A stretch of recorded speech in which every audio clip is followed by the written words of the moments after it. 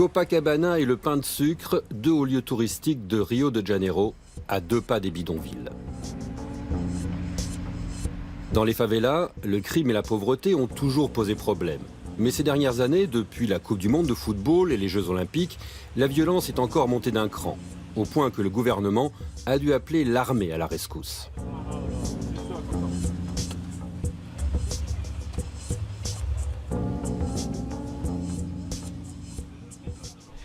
Soulève ta chemise. Dans la favela Babylonia, les patrouilles de soldats sont fréquentes. Il y a quelques jours, un échange de tirs a même eu lieu entre policiers et narcotrafiquants. Une balle a ricoché et touché un touriste néerlandais. Un incident qui montre bien que sans la présence de l'armée, la police est démunie.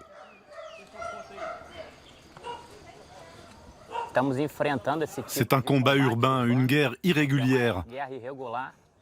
Les criminels qui perturbent l'ordre public ne portent pas d'uniforme, ils sont difficiles à identifier. On ne peut les arrêter qu'en les prenant en flagrant délit. Mais même pour l'armée, seul un engagement massif permet d'arrêter les fauteurs de troubles. Avant de pouvoir reconquérir les territoires perdus, elle doit mettre en place les conditions nécessaires. Il faut d'abord détruire les barricades qui empêchent les véhicules de police d'entrer dans le quartier. Depuis juin 2017, soldats et policiers travaillent ensemble pour saisir la drogue et les armes. De février à décembre 2018, l'armée a repris la sécurité en main.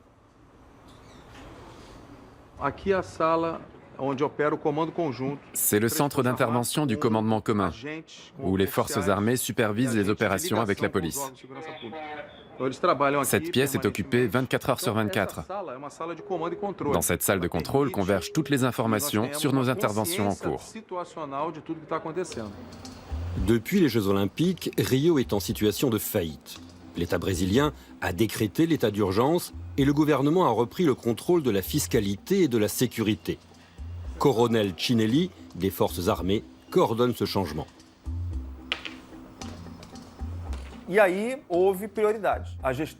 La sécurité publique a été négligée parce qu'il y avait des problèmes plus importants. Du coup, les policiers étaient mal équipés ou plus équipés du tout, à tel point que certains ont dû acheter eux-mêmes leur gilet pare-balles pour pouvoir travailler. À cause des défaillances de l'ordre public, la criminalité a augmenté et pris le contrôle de plusieurs quartiers. Tout cela a culminé lors du carnaval de 2018, avec une série de hold-up qui a contraint le gouvernement fédéral à agir. Cette vidéo montre combien ces violences sont absurdes. Deux groupes de malfaiteurs attaquent la même voiture. Stupéfaits, ils se tirent dessus. En 2017, à Rio, 7000 personnes ont perdu la vie dans des circonstances violentes. À titre de comparaison, 700 cette même année dans toute l'Allemagne. Hé Marcos, ça va? Regarde, une info vient de tomber. Une voiture circule à contresens sur la Campo Grande. Tu en sais plus? Oui, j'ai vu ça. C'est confirmé? Non. Juste une voiture à contresens. Pas de confirmation qu'il s'agit d'une attaque à main armée. Face à cette flambée de violence, Enrique et Marcos ont créé une application mobile qui alerte en cas de fusillade. Son nom, OTT, là où tombent les balles.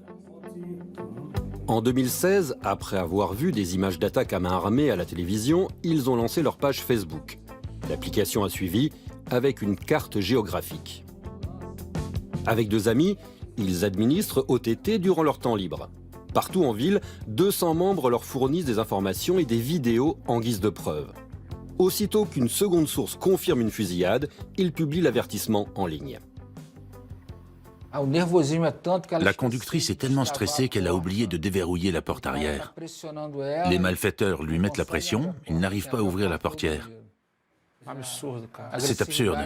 Ils sont très agressifs. À l'arrière, il y a le grand-père. Dans ce genre de situation, quelqu'un a vite fait de se prendre une balle vu la nervosité des types. Les malfaiteurs ont bien compris qu'il n'y a plus de limites et que la police est démunie. Ils savent qu'ils ont une plus grande puissance de feu. D'après leurs statistiques, en 2018, l'État de Rio de Janeiro a connu près de 6500 fusillades, soit une augmentation de 25%. Et il ne s'agit là que de leurs propres données. Les chiffres réels pourraient être bien plus élevés. Comme Henrique, 55% des Brésiliens ont voté pour le président d'extrême droite, Jair Bolsonaro, parce qu'il leur a promis de mettre un terme à cette spirale de violence. Ce n'est pas juste à cause de sa proposition de pouvoir acheter plus facilement des armes. Les gens espèrent que de nouvelles idées apporteront de nouveaux résultats, peu importe à quelle échelle, que ce soit dans tout le Brésil ou seulement à Rio. Il n'y a pas eu d'amélioration au niveau de la criminalité et de la corruption, en particulier ici à Rio. Notre ancien gouverneur est en prison pour corruption. Il faut que ça change. Un nouveau gouverneur a été élu, un ancien juge, aussi porté sur la loi et l'ordre que le président et qui appartient au même parti. Il veut prendre des mesures vigoureuses contre les criminels grâce à des drones et à des tireurs d'élite. Il y a les solutions rapides et celles à long terme. L'idée des tireurs d'élite est la solution rapide. On ne peut pas demander à ces criminels de déposer des armes. Quelqu'un qui se promène dans la rue avec une arme représente une menace. Comment la gérer? Eh bien, si on tue le premier, les autres feront marche arrière. Près de 4,5 millions de personnes utilisent l'application, directement ou indirectement, surtout en déplacement. Parmi les utilisateurs, de nombreux chauffeurs de taxi comme Hugo. Il s'est déjà fait voler sa voiture lors d'un braquage. Depuis sa naissance, il vit à La Maré, l'une des plus grandes favelas de la ville, qui compte environ 140 000 habitants. Ici, il n'y a jamais eu de véritable poste de police. Le quartier est contrôlé par 2 groupes mafieux rivaux.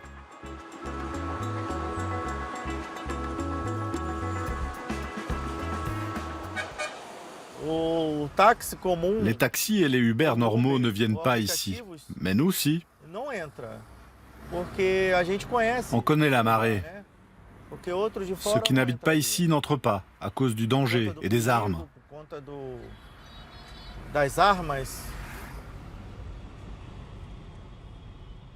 On avance prudemment, lentement. On fait des appels de phare. Je fais ça parce qu'il y a un checkpoint de la mafia.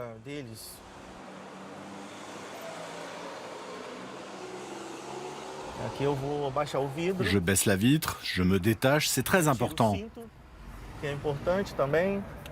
J'allume la lumière, surtout quand il fait nuit. Je roule lentement et je fais des appels de phare. Comme ça, je les informe qu'il n'y a pas de problème.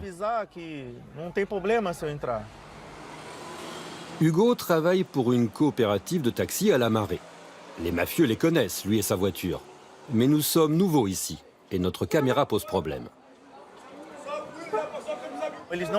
Ils ne veulent pas être filmés à cause de leurs armes, de la drogue, parce qu'ils risquent d'être poursuivis en justice. Ils ne veulent pas que des images filtrent.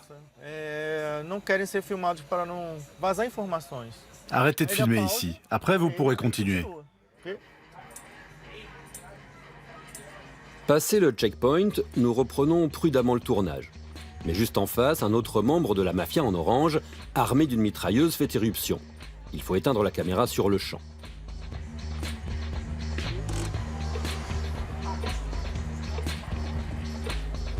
Nous prenons contact avec la mafia pour qu'elle autorise notre tournage. Nous filmons secrètement les négociations.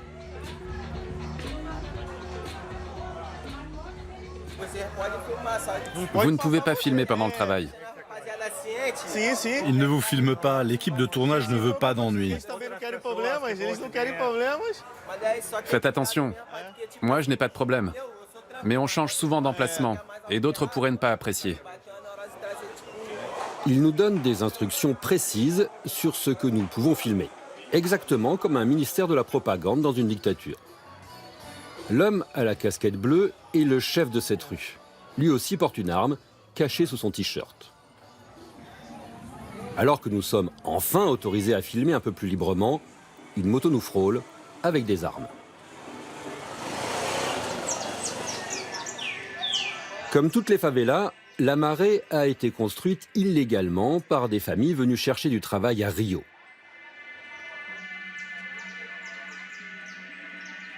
Hugo est l'un des rares à oser parler de ce qui se passe dans la marée. Beaucoup d'autres préfèrent se taire. Je ne sais pas. Je ne peux rien dire. Tout est super ici. Les habitants ne parleront pas. Chacun a son avis. Les uns diront que c'est dangereux, les autres qu'ils ne veulent rien dire. Mais vivre ici, c'est dangereux. Il y a encore plus d'armes qu'avant et des gros calibres. Quand j'étais jeune, il n'y avait que des pistolets. Aujourd'hui, on voit des fusils partout. Il y en a plus de 50 rien qu'ici. Et ces fusils sont plus puissants que ceux de la police.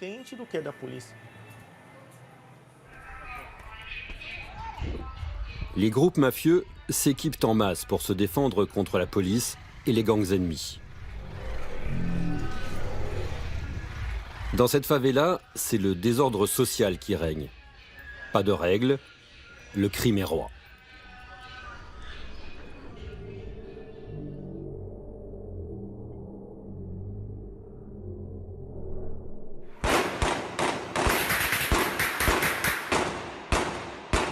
La police n'intervient qu'avec des véhicules blindés. Les habitants sont pris entre les différents fronts et sont parfois blessés. La plupart des morts sont des hommes noirs âgés de 15 à 29 ans, ceux que la mafia recrute en priorité. Mais les policiers ne sont pas épargnés. En 2017, 134 d'entre eux ont perdu la vie.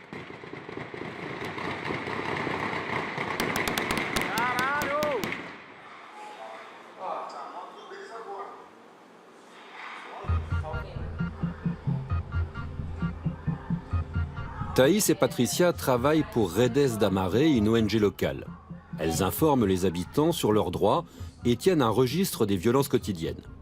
En 2017, 82 journées ont été marquées par des fusillades, dont la moitié lors d'opérations de police. Bilan, 42 morts. La police a recours à des moyens de plus en plus radicaux.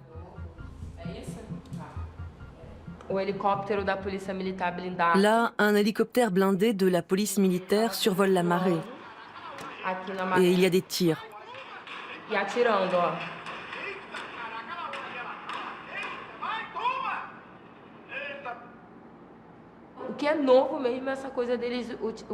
C'est nouveau qu'ils tirent depuis un hélicoptère. On se croirait en pleine guerre civile. Ils tirent sans arrêt. On ne sait même pas où se cacher, où s'abriter. Un hélicoptère blindé tire depuis les airs et au sol, des véhicules blindés tirent aussi. Pour Thaïs, les opérations de la police ne sont pas préparées et témoignent d'une certaine impuissance. Il faudrait des enquêtes plus discrètes aboutissant à des interventions plus ciblées. Une réforme de la justice et de la police serait également utile.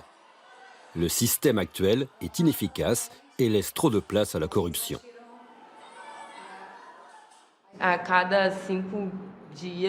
Tous les 5 jours environ, il y a des fusillades et des affrontements. Pour les riverains, les conséquences sont terribles. Après, il faut plusieurs jours avant que la situation ne s'apaise.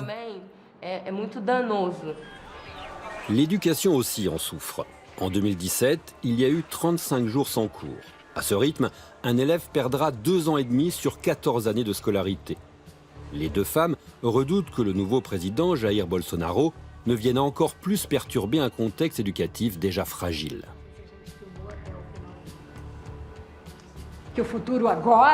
À partir de 2019, la situation va nettement se dégrader à cause du nouveau gouvernement.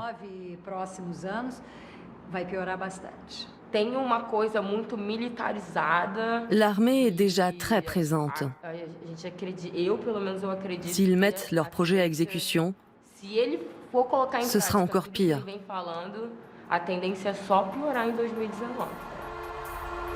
Lutter contre la violence, de nombreuses expériences ont été menées pour y parvenir, notamment ici dans la favela de la Rocinha. En 2012, une unité de police pacifique a été installée, l'UPP. Au début, le concept a semblé porter ses fruits et la violence a reculé. Puis, un autre groupe mafieux a tenté de prendre le contrôle de Rocinha. L'UPP s'est retrouvé prise entre deux fronts. À l'époque, le commandant Alves ne pouvait même pas rester devant la fenêtre de son bureau. Aujourd'hui, c'est plutôt calme dans la Rocinha. Mais vous voyez, c'est du plastique. Les fenêtres ont été criblées de balles lors d'attaques contre le poste de l'UPP. Il y a des impacts partout. Ici, sur le sol.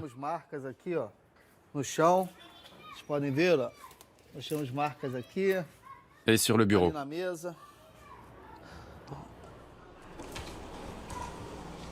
L'idée de l'UPP était de rapprocher les riverains et la police. De 2008 à 2018, 38 unités ont été formées, avec beaucoup d'espoir. Mais depuis, la mafia a opéré un retour en force, et 7 unités ont été dissoutes. Plus de 2000 emplois ont été supprimés sur 9000. L'unité du commandant Alves, elle, a été maintenue.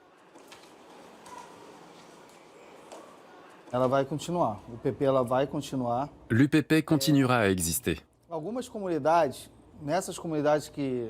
Certains des postes qui ont été abandonnés se trouvaient dans des favelas où nous étions directement pris à partie. Ce n'est bon ni pour les policiers, ni pour les favelas.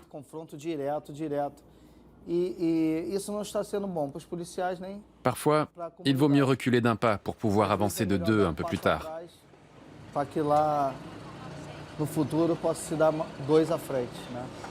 Beaucoup d'UPP ont été formés trop vite. Certaines unités n'ont pas pu dépasser la première phase qui consiste à installer un conteneur. Il aurait fallu adapter chaque poste à la situation sur place, et à cela s'est ajoutée la crise économique. Le travail de la police à Rio est plutôt précaire. Il n'est pas tel que nous le souhaiterions. Mais les policiers sont de bons combattants dans un contexte qui s'apparente à la guerre en Syrie. À Rio, 700 000 personnes bénéficient encore du travail de l'UPP. Vous, assurez nos arrières. Couvrez-nous. C'est quoi ce bruit? Des tirs de mortier, Pourquoi? en guise d'avertissement. Pour qui? C'est leur façon de communiquer. Les tirs de mortier servent à communiquer où nous sommes. Maintenant, toute la favela sait que nous arrivons.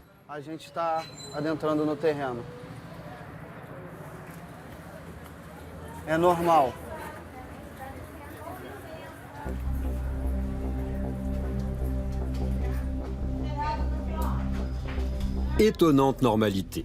Il ne semble pas rester grand-chose de la proximité souhaitée entre policiers et riverains, l'objectif premier de l'UPP.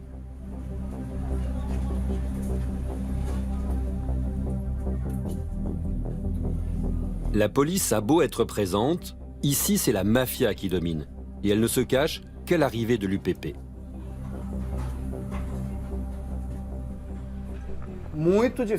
Récemment encore, c'était très compliqué de monter ici pour nous, les policiers de la paix.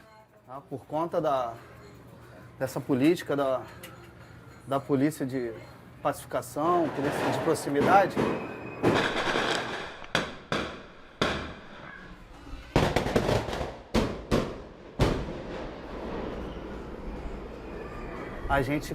Aujourd'hui, on peut monter ici avec un peu plus de sécurité. Le bruit, c'était à nouveau des tirs de mortier pour dire que nous sommes là. Plus on va avancer, et plus il y en aura.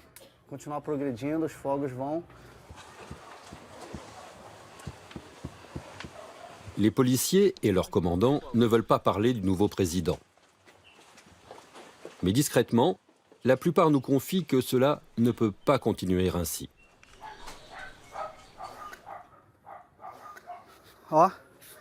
Ils sont là. Ils nous voient, tirent et s'enfuient. Ce sont leurs premières lignes. Plus on avance, plus le risque est grand qu'on en arrive à une confrontation. confronto. Dans ce dédale de ruelles et de câbles, une question se pose en permanence. Qui sont les amis et qui sont les ennemis? Partout, des traces d'affrontements sont visibles. Ce sont des impacts de balles.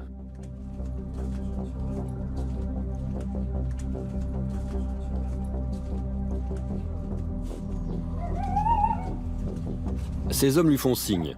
Ils ont apparemment trouvé quelque chose. Un dépôt de drogue.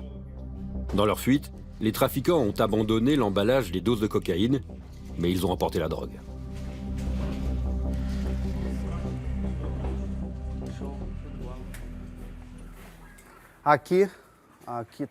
Cet endroit, c'est une étape importante pour nous. Ce n'est pas simple d'y accéder. C'est ici qu'ils organisent leurs fêtes pour vendre plus de drogue. Au sommet de la Rocinha trône une maison très spéciale, l'ancienne résidence du patron de la mafia. De dehors, ça ne pète pas de mine. Mais quand on entre, on voit que c'était le grand luxe. Venez, on va regarder.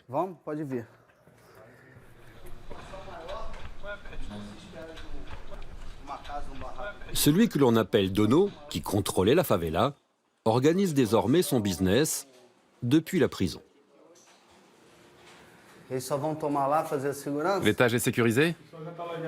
C'est bon? La prudence est de mise, car selon les statistiques de l'OTT, en 2018, 140 fusillades ont eu lieu dans la Rocinha.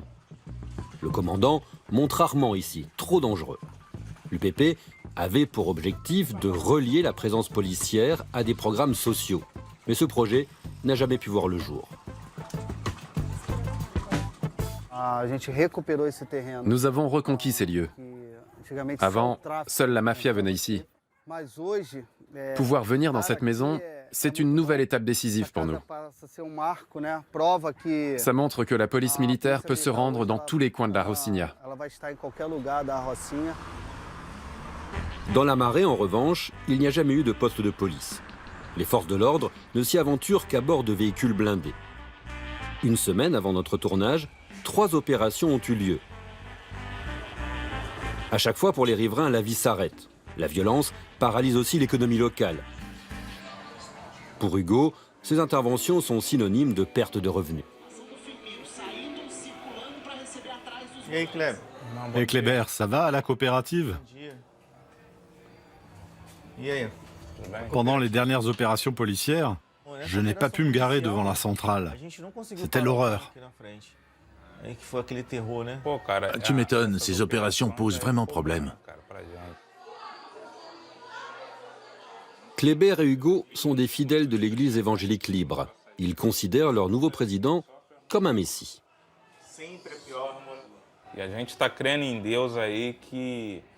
Les gens qui croient en Dieu pensent qu'à partir de cette année, certaines choses vont s'arranger ici à Rio. Le nouveau gouvernement, le nouveau gouverneur, le nouveau président Bolsonaro.